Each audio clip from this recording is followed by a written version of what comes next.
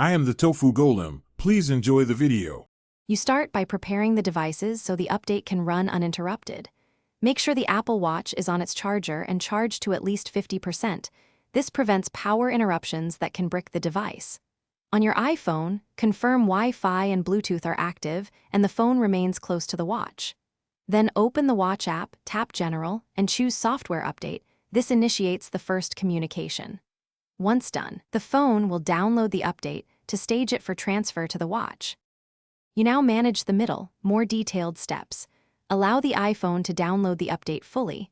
The Watch app will prepare the file and automatically start transferring it to the watch. Make sure both devices remain close, unlocked, and the watch stays on its charger. This ensures the secure pairing and power needed for the transfer. Do not close the Watch app or force quit background tasks. Once the transfer starts, you'll see progress indicators on both devices. Wait patiently until the transfer is complete before proceeding. You finish by installing the update and confirming success. When prompted on the watch, tap Install and let it reboot. Do not remove it from the charger or interrupt the process. If the watch gets stuck or shows a frozen progress wheel, force restart by holding the side button and digital crown together for 10 or more seconds. This can clear transient hangs.